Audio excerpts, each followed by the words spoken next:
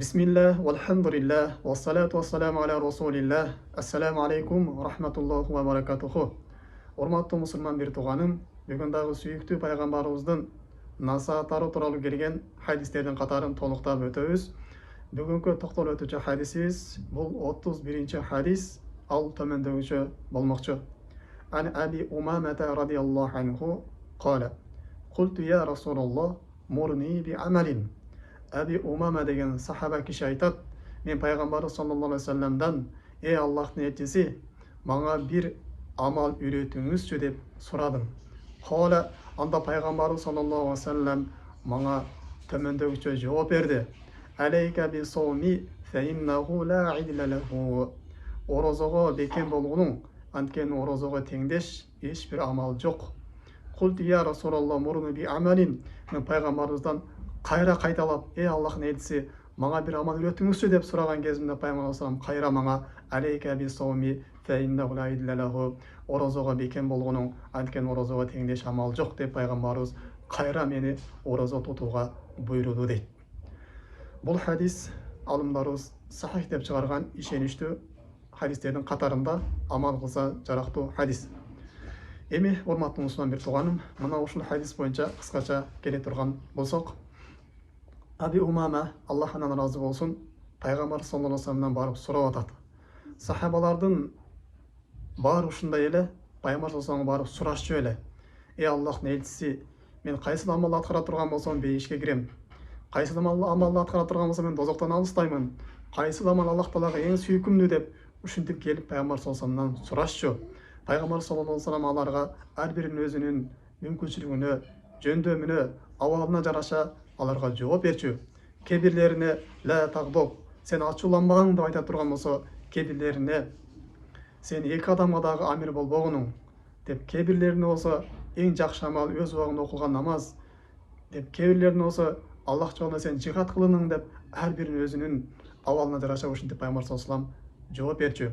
Мына ошолордун катарында дагы Аби Умама, Аллахтан разы болсун, пайгамбар саллаллаху алейхи вассаламдан сурап атат. Анан дагы сахабалардын бир ушундай жакшы адаты бар эле, пайгамбар саллаллаху алейхи вассаламдан ошол амалды сурагандан кийин алар ошону билип эле койбостон, тим болбостон, балким ошого алар амал кылып, мына ошол нерсени аткарышчу. Бул сахаба дагы пайгамбар саллаллаху алейхи вассаламдан сурап, мага бир амал үйрөтүңүзчү деп келген кезде пайгамбар саллаллаху алейхи вассалам: "Сен орозо кармагының, анткени орозого тең келишүү эч бир амал жок.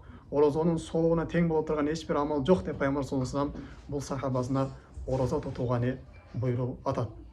Эми урматтуу мусулман бир тууганым, мына орозо боюнча дагы кыскача келе турган болсок, неге пайгамбар саллаллаху алейхи вассалам бул орозого буйруп атат? Неге пайгамбар саллаллаху алейхи вассалам бул орозого эч бир амалдын соогу жетпейт деп буйруп атат?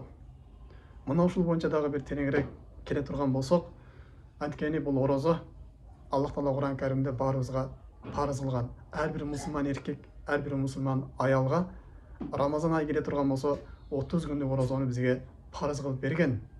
Жана бул орозонун бизге максатын түшүндүргөн. Бир максаттарынан бири бул биз таква болуш үчүн. Орозо кармаштык менен бул жүрөктөргө таквачылык кирет. Орозо кармоо менен бул жүрөктөргө Аллах Тааладан болгон коркуу кирет. Орозо кармаштык менен биз дагы динибизге бекем боло алабыз. Дагы Аллах Таалага көбүрөөк жакындай алабыз. Жана ошону эле дагы бул орозо кармаштык менен биз өзүбүз тарбиялайбыз. Орозо кармаштык менен биз бардык күнөөлөрдөн тыйыла алабыз. Орозо кармаштык менен биз өзүбүзгө жакшылыктардын эшигин ача алабыз. Анткени орозо кармаган адам бул аз жеп, аз ичип, жана өзүнүн шахватынан тыйылат. Албетте өзүнүн нафсын тыйган адам, өзүнүн нафсын башкара алган адам бул бардык күнөөлөрдүн тамырынан тыйылат. Анткени күнөөлөрдүн эң башында бул инсан өзүнүн шахватын тыя албастыкта, өзүнүн нафсы каалоосуна азыргандыкта турат. Өзүнүн нафсы каалоосун тыя албай турган болсо, бул бардык күнөөлөрдү ачып жиберет. Ал эми өз нафсын тыя ала турган болсо, өз шахваттарына ээ боло ала турган болсо, анда бул күнөөлөрдөн үзүлүүгө эң чоң жардам берет. Жана ошону эле дагы бардык жакшылыктарга, ибадаттарды аткарууга түрткү болот. Анткени ибадаттарды тоса турган нерсе бул дагы инсандын нафсы каалоосу, шахват болуп эсептелинет. Ал эми шахватынан тыйылган адам, өз нафсын жеңе алган адам бул дагы Аллах Таалага болгон ибадатка бекем болууга, дагы көп соопторду аткарууга инсанга жардам берет. Демек Аллах Таала Кур'ан Каримде бизге бул орозодон максат силер таква болуш үчүн деген. Я айюхаллазина аману кутиба алейкумус сияму кама кутиба алаллазина мин qablikum. Ей иман келтіргендер, сілерге Аллах Тағала оразаны парыз қылды. Аллах Тағала тараптан сілерге Рамазанның 30 күні оразасы парыз болды. Қандай лесерден бұрынғы қауымдарға ораза парыз болған сияқты сілерге де парыз болды. Әлбетте оразаны қармап, сілер тақуа болушылар үшін дейді. Демек, құрметті мұсылман бір туғаным, оразадан қармаш бірден бір мақсат бұл біз тақуа болуш үшін екен. Біз өзімізді тәрбиелаш үшін екен. Өзіміздің адем ақылымызды оңдаш үшін екен. Анткени ораза қармаған адамды пайғамбар сипаттаған, ал башқа біреулерге жаман сөз айтпасын деген, башқа біреулердің көңілін ортпасын деген, егерде біреуге аға сөз ата тұрған болса, мен оразамын деп кетіп қалсын деген. Әлбетте біз ораза қармап жүре тұрған болсақ, парыз оразаларға қосып тағы нафил оразаларға қармап жүре тұрған болсақ, әлбетте біз нафсымызды мынау ушундай жаман нерседен тыюга, башка биреулерге зыян берүүдөн өзүбүз жеңип тыя билебиз. Эми урматтуу мусулман бир тууганым, бул оразанын соогуна келе турган болсок, албетте бул оразанын соогу чексиз. Биринчи эле бул оразанын соогун Аллах Таала мен беремин деген. Аллах Таала башка жасаган амалдардын баарын соогун өлчөп койгон. Ким бир амал жасай турган болсо, анын ниетине жараша ал 10 эседен 700 эсеге чейин көбөйтүлүп берилет. Ал эми оразага келген кезде Аллах Таала деген ас-сияму ли ана ажизи биги деген. Ораза бул мен үчүн гана кармалат деген. Анын соогун мен гана берем деген. Албетте мунун соогун Аллах Таала өзү гана билет, башка эч ким билбейт. Мунун соогу чексиз. Башка бир хадистерде пайгамбар саллаллаху алейхи вассалам ораза кармаган адамдар булар бейишке киришет деген. Ройян деген эшиктен киришет деген. Ораза кармаган адамдар ошол эшиктен кирип бүткөндөн кийин артынан эч ким кире албайт деген, эшик жабылат деген да. Демек, оразанын сыйлыгы бул бейиш экен. Жана башка бир хадисте пайгамбар саллаллаху алейхи вассалам ким ораза кармап туруп мына ошол күнү каза болуп кала турган болсо, бул адам бара турган жери бейиш болот деген.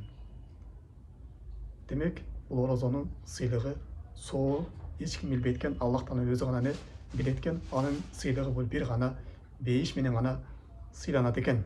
Дагы оразанын бир фазилеттеринен бул урматтуу мусулман бир тууганым, инсандын жасаган күнөөлөрүнө кафарат болот.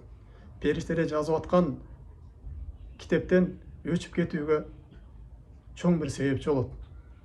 Пайгамбар салам айткандай, Рамазан мукаффиратун лима байнахунна. Бир Рамазандын кармаган ораза, экинчи Рамазандын оразасын кармаганга чейинки ортоңку аралыктагы бардык күнөөлөрүн өчүрүп жиберет деген. Башка бир хадисте пайгамбар салам Арафат күнү оразасы тууралуу суралган кезде пайгамбар салам юкаффиру ас-санатул мадия ва бақия деген. Келерки бир жылдык күнөөлөрүнө жана өткөнкү бир жылдык күнөөлөрдүн баарына кафарат болот деген. Башка бир хадисте пайгамбар салам ошол Ашура күнү оразасы тууралуу суралган кезде бул бир жылдык күнөөлөргө кафарат болот деген. Демек, урматтуу мусулман бир тууганым, бул нафил оразаларда кармап жүрүштүк биздин күнөөлөрүбүзгө кафарат болот экен. Дагы урматтуу мусулман бир тууганым, оразанын фазилеттеринен бул ораза кармаган адамдын дуасы мустажаб болот, кабыл болот. Пайгамбар саллаллаху алейхи айткан, Аллах Таала дейт, 3 адамдын дуасын сөзсүз түрдө кабыл кылат деген да. Саласатун хаккун Аллах алла ярудда даъватахум деген. Биринчиси бул ас-саиму хатта юфтир. Ораза адам оозун ачканга чейин ал дуа кыла турган болсо, анын дуасы кабыл болот деген. Экинчиси ал-мазлуму хатта юнтасар. Зулум көрүп жаткан адам качан ошол зулумдан куткарганга чейин дуа кыла бере турган болсо, анын дуасы кабыл болот деген. Үчүнчүсү ал-мусафиру хатта яржи. Мусафир сапарга чыккан адам сапардан үйүнө келгенге кайтканга чейин bunun дагы дуасы кабыл болот деп пайгамбар саллаллаху алейхи вассалам ушул 3 адамдын катарына ораза адамдын дагы кошуп өткөн. Демек, ораза кармап туруп биз дуа кыла турган болсок, биздин дуабыз дагы не кабыл болот экен. Андан кийин дагы оразанын дагы бир фазилеттеринен бул ораза кыямат күнүндө инсандын бейишке кирүүсүнө шафаатчы болот. Инсан тозоктон кутулуп бейишке кирүүсүнө эң чоң себепкер болот. Анткени кыямат күнү ушундай оор күн болот, инсан өзүнө бир жөлөк таяк издей баштайт. Кимге барсам экен, кимге кайрылсам экен, кантип бейишке кирип кетсем экен, кантип тозоктон кутулсам экен деп ушинтип айласы кетип турган кезде пайгамбар салам хадисинде айтат, ас-сияму вал Куран яшфиани. Куран жана ораза бендеге шафаатчы болот дейт. Ким Куран окуп жүрө турган болсо, кыямат күнүндө Куран келет, ага шафаатчы болуп аны бейишке алып кирип кетет. Ал эми ким ораза кармап жүрө турган болсо, ага ораза келет дагы Аллах Таалага барып айтат, Роб, мен муну күндүзү тамагынан тыйдым эле, күндүзү адал болгон шахват нафсын кандыруудан тыйдым эле. Бүгүн мага уруксат бергиниң, ушул пендеңе шафаат жолуп өзүм менен чогуу бейишке алып кирүүгө деп ушинтип Аллах Тааланын ортосуна ортомчу болуп орозо кармап жүргөн адамды кыямат күнүндө орозо бейишке кирип кетүүсүнө шафаатчы болот деп пайгамбар саллаллаху алейхи вассалам айтып атат. Демек, урматтуу мусулман бир тууганым, биз бул орозого чоң маани беришибиз керек экен. Албетте биринчи парыз орозолорго маани бериш керек. Андай да важип орозолор бар. Бул назир деп коет. Инсан өзү назир кылып алган болсо, муну да көтөрүп бериш керек. Экинчиси бул ихтият орозолор, нафил орозолор. Бул ар бир жумада 2 күн орозо кармап жүрүштүк. Биринчи күн, 4-күн. Бул сүннөт орозолор. Булар өзүнүн нафил орозолор. Ушуну кармап жүрө турган болсок, биз ушундай орозонун фазилеттерине жетебиз. Жана ошондой эле дагы ар бир айдын ак күндөрү 13, 14, 15 кармап жүрүштүк. Жана ошондой эле дагы Арафат күнү, Ашура күнү жана Зулхижанын 10 күнүнө дагы орозо кармап жүрүштүк.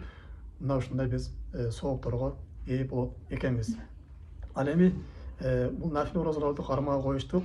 Албетте күнөө албайбыз, бирок мына ушундай бир чоң сооптордон корголобуз. Албетте биз өмүрүбүздү, күчүбүздү эртең кыямат күнүнө кантип бейишке кирип алабыз, кантип тозоктон кутулабыз деген нерсеге коротушубуз керек. Өмүрүбүздү башкаларга пайдабыз тийип калбайга коротушубуз керек. Өмүрүбүздү кантип Аллах Тааланы ыраазы кылып калам деп ушинтип колдонушубуз керек. Өзүбүздүн күчүбүздү, өзүбүздүн мал мүлкүбүздү мына ушул нерсеге биз аракет кылышыбыз керек. Анткени биздин бул дүйнөдө жаралган максатыбыз мына ушул бейишке жетип алуу эсептелинет. Мына ушул хадисте пайгамбар саллаллаху алейхи вассалам не деп атат? Алейка бисаумин ла фаиннаху ла иддалаху. Орозого бекем болгон, анткени орозого теңдеш эч бир амал жок деп пайгамбар саллаллаху алейхи вассалам айткан сыяктуу эле пайгамбар саллаллаху алейхи вассалам бул хадисинде ар бирибизге алейка бисиям, орозого бекем болгонун, орозо кармап жүргөнүн, анткени орозого теңдеш эч бир амал жок деп пайгамбар саллаллаху алейхи вассалам баарыбызга айткандай болуп атат. Эми урматтуу мусулман бир тууганым, бүгүнкү сабагыбыздын аягында Аллах Тааладан баарыбызга мына ушул орозого тавфик сурайбыз. Жана мына ушул орозолордун соопторун кыямат күнүндө Аллах Тааладан үмүт кылабыз. Субханакаллахумма бихамдик, ашхаду ан ла иляха илля анта, астагфирука ва атубу илейк. Ассаламу алейкум ва рахматуллахи ва баракатуху.